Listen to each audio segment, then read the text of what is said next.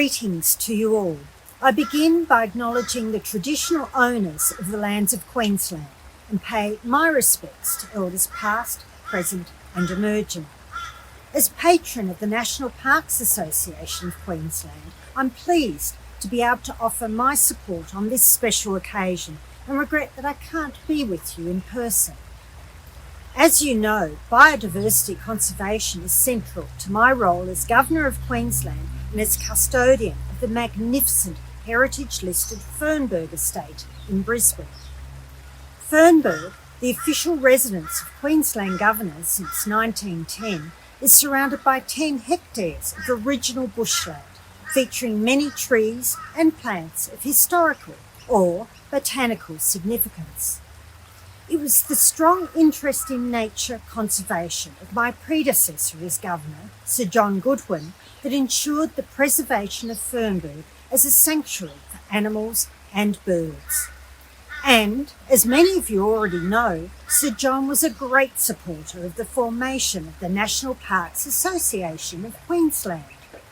Today, our dedicated horticultural team upholds his ethos of providing a sustainable habitat for many species of flora and fauna, focusing their efforts on revegetation and an expansion of nesting boxes throughout the estate. We welcome thousands of visitors to the estate each year by way of open days, tours and bushwalks, and I never tire of seeing the delight on their faces as they become immersed in the sights, sounds and scents of the bush.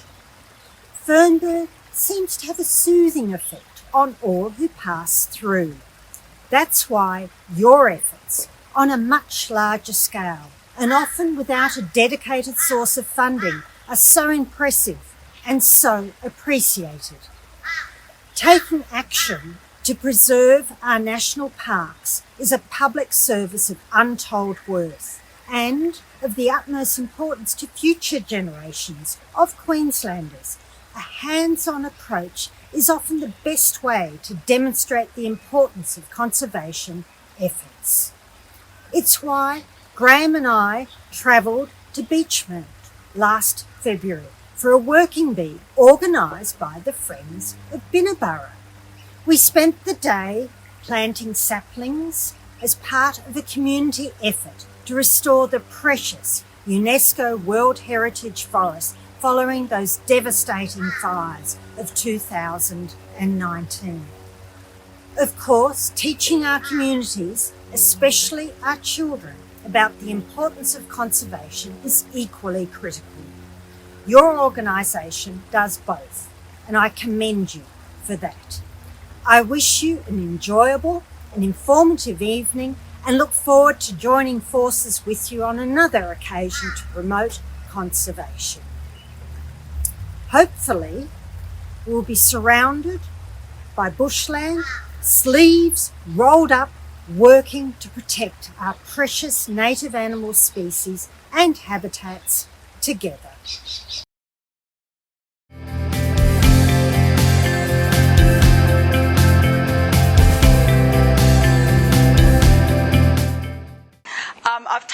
I've entitled my talk, Revealing the Invisible Economic Values of Nature, because I believe that society doesn't appreciate the services of nature that underpin our economy unless they are made apparent. On a grand scale, we all understand that we depend on nature. Our economy, our society depends on nature. Shut down natural systems and we shut down the economy, society and everything. However, that recognition doesn't really hold through all the incremental decisions that are made on a day-by-day basis that treat nature as a free resource, with the resulting degradation, extinctions and climate change as some of the results.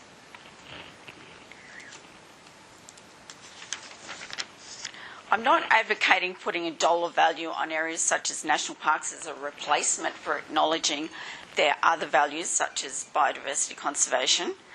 That simple approach would be rejected by many, including probably many in this room. What I'm looking for is revealing the services that to our current economic system that are constantly being provided by our natural systems, but are generally treated as free resources and are really what I call invisible economic values. These are ecosystem services such as water purification, pollination, and supporting a habitable climate. If these services were lost and we had to replace or recreate them, we would certainly understand the significant economic value of those resources. They would become a lot more visible. Making them visible is what involves what I call quite a bit of detective work. So in this talk tonight, I'll talk a bit about what are ecosystem services, why do we want to value ecosystem services, and a little bit on how economists might go about doing that. So what are ecosystem services? We can all name many values of natural environments that we think about or feel about. Economists are also, believe it or not, interested in natural environments. Not all economists are cold, materialistic people. Some of them care about the environment.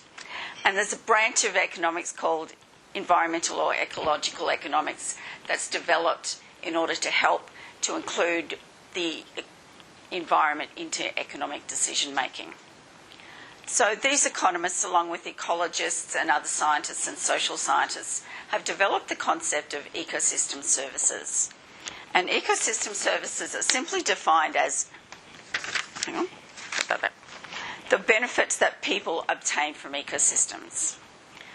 So the United Nations Millennium Ecosystem Assessment in 2005 gave international credibility to the concept of ecosystem services as a way of classifying the multiple benefits that arise from natural environments.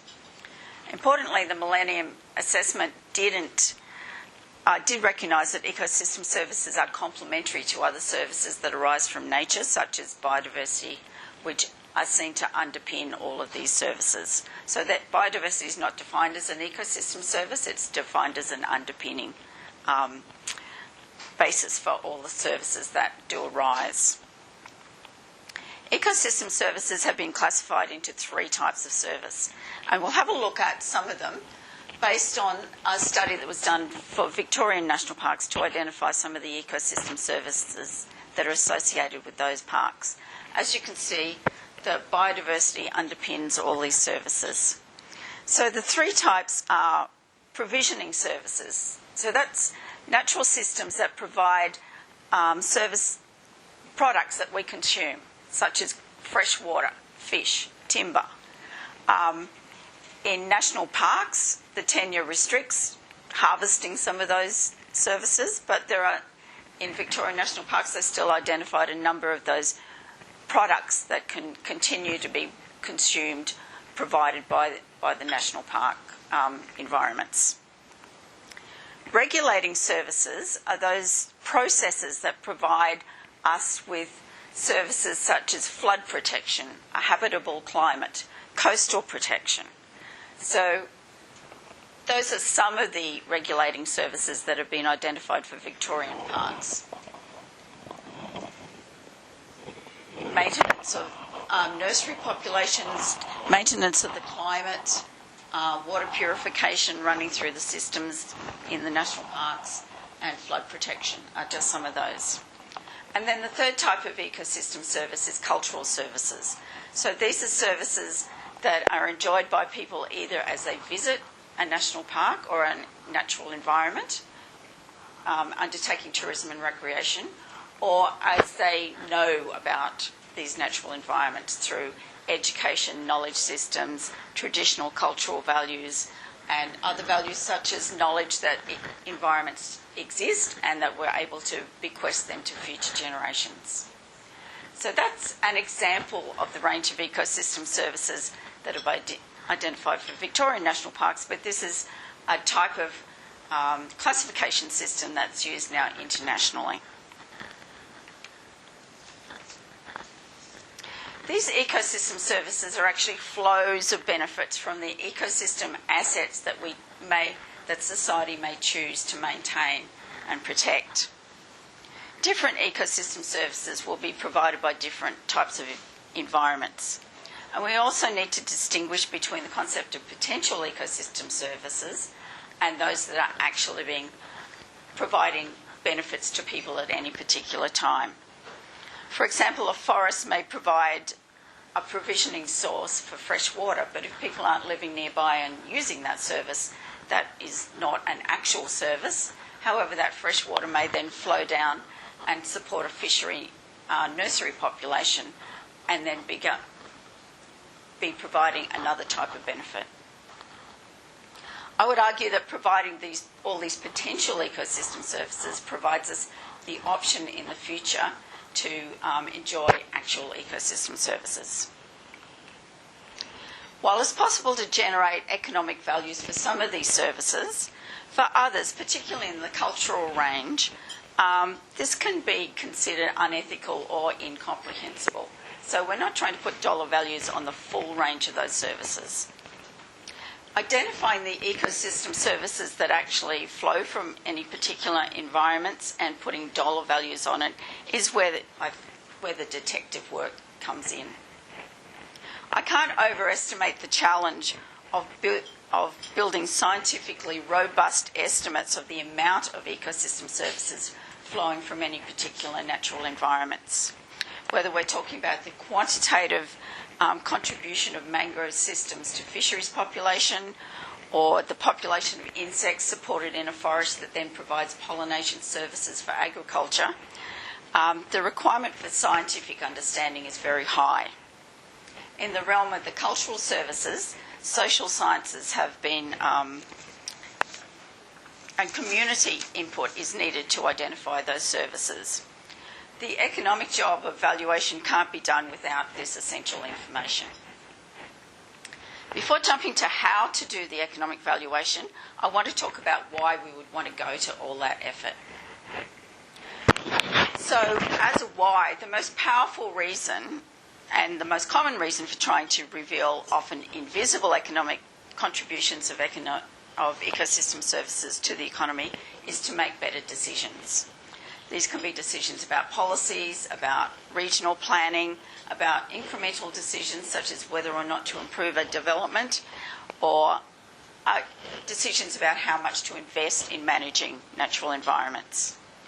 And increasingly, economic arguments are often used for advocacy to support calls for protection and management of natural environments. In my experience, the more the economic values or potential losses are revealed, the more decision makers' attention is alerted. Take, for instance, the Great Barrier Reef.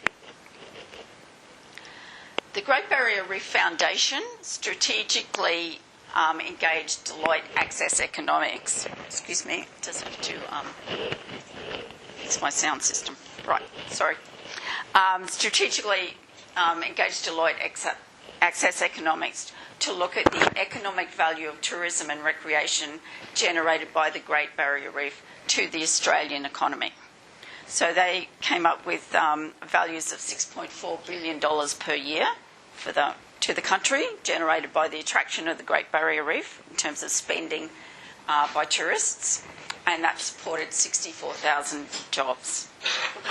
So is it a coincidence that politicians suddenly got interested in the fact that UNESCO was looking at listing the reef as in danger? It just seemed to coincide time-wise with more effort from politicians in being alerted to that issue. A large amount of money has since been dedicated to research, to adaptation, and to coastal protection. Unfortunately, the politicians did seem to miss the point that emissions were the real culprit. So we still have a lot to do there. Colleagues and I from the University of Queensland in 2018 undertook a study to reveal the economic contribution to the economy of spending by visitors to Queensland national parks.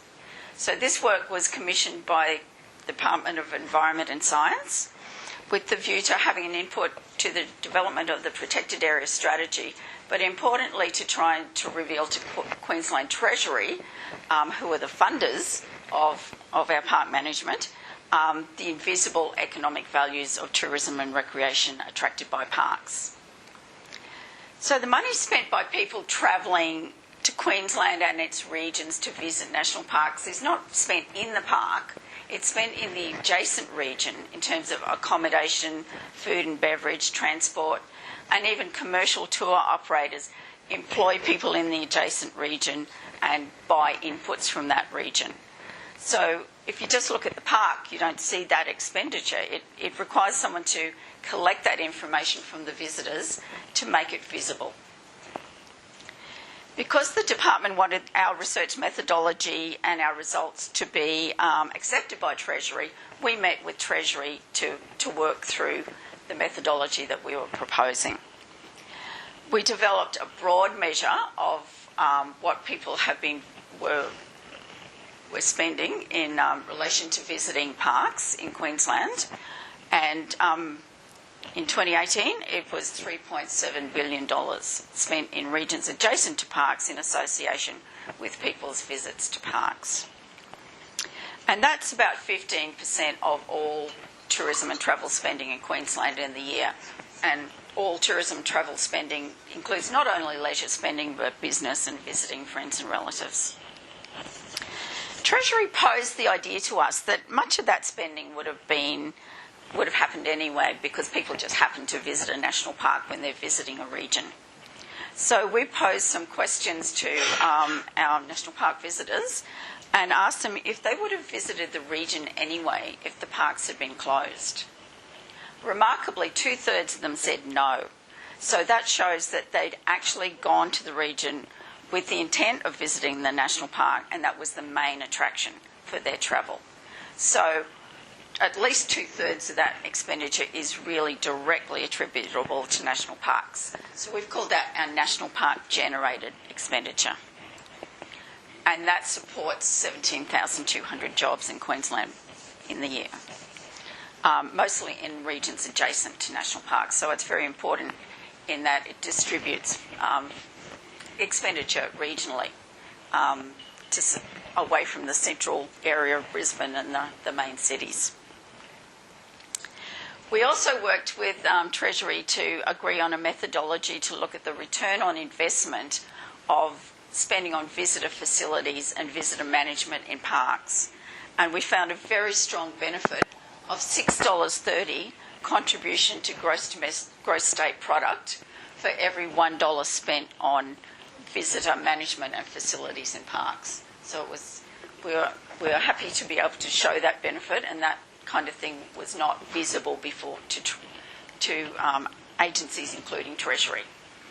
So I've had positive feedback from the department that that information did help with the protected area strategy and help to provide more funding in association with that strategy. So I'd like to go on briefly into how to make economic valuations. How do economists provide the dollar values for those ecosystem services? Economists have developed several accepted methods to do this valuation, and they date back quite a long way. In fact, many of them were validated in the US courts in the Exxon Valdez compensation case right back in the 1990s. So a lot of these sort of non-market valuation methodologies are well established. However, it's my observation that decision makers really only accept dollar values generated when they understand the methodology. So it's best to use the simplest, most direct methodologies where possible. The most straightforward approaches are when dollar values are revealed in markets. So the examples I've been giving you in terms of tourism and recreation expenditure are based on actual expenditure by visitors. And I must say tourism and recreation is one of the easiest ecosystem services to value because you collect the expenditure information, multiply it by the number of visitors, and that's very easy. It doesn't require as much scientific understanding as some of those regulating services. Other straightforward market values can include sales of fish caught from not talking about national parks now, but talking about natural environments in general, sales of fish, harvesting of timber, etc., where there's an actual market for that product. It's harder when we're trying to find out the value of some of those regulating services. But other approaches include looking at the replacement value or the cost of reproducing the ecosystem service. And just as one small example, in May this year, the Queensland Government announced $6 million for expenditure in 3 catchments to try and address the sediment that's flowing into the Great Barrier Reef directly due to stream bank degradation. So that $6 million is going to be spent in those catchments to do revegetation, but also to build rock walls and do engineering works. So economic costs such as those can be used to give us an idea of how much that intact stream bank is providing to the economy. When we don't have to spend money to replace that value. So that kind of information can be used in other areas to show us what the value of avoiding the sediment and the problems for flood protection and whatever occur when you lose that ecosystem service. You may have heard of the concept of willingness to pay. So economists have generated this over a number of years. When used carefully, you can create a scenario where you ask people what they would be willing to pay to gain more of an ecosystem service or to avoid the loss of those ecosystem services. Those methods are used quite widely within economics, but I must admit decision makers don't quite understand that. So it's best to use the more straightforward measures, the market-based measures where we can, because that's more easily understood. And as I mentioned earlier, particularly in some of the cultural ecosystem services area, it's unethical or incomprehensible to try and put some dollar values on those services. So in that case, generally the approach is to identify them, describe them, and get communities who benefit from those services to provide at least descriptions or even rank and prioritise those ecosystem services. So I'll finish up by telling you about some of the work we're going to be doing with National Parks Association of Queensland, some detective work on ecosystem services arising from Queensland National Parks. So while the concepts I've been talking to you about are well accepted and ecosystem services are listed amongst those benefits of protecting areas in Queensland, they're listed in the Protected Areas Strategy as one of the benefits of national parks and protected areas, we don't have a good idea about what those services really are and what the economic benefits may be. So NPAQ started a project to tease out some of those ecosystem services for a couple of example national parks. So NPAQ is fortunate to have Dr. Simone Maynard as your conservation manager. And in a previous life, Simone worked with South East Queensland catchments to develop an ecosystem services framework for South East Queensland, in which they identified the ecosystem services associated with regional ecosystems in South East Queensland and put a social value on them. So that process has been internationally recognised and it's been used in regional planning. So we're going to Simone's going to apply that methodology to look at ecosystem services arising from regional ecosystems in some Queensland national parks, and that'll be looking at the potential ecosystem service benefits. And I'm going to have a go at trying to put some dollar valuations based on studies that have been done in Queensland. There are also international databases of ecosystem service valuations, which have to be applied carefully if we're transferring from one site to another. And we've also decided that there are some ecosystem services that we can't put dollar values on, so we're going to look at some other ways of describing them and identifying them. We've already decided it's going to be a very challenging project, both conceptually and practically, but we think it's worth having a go. So watch this space.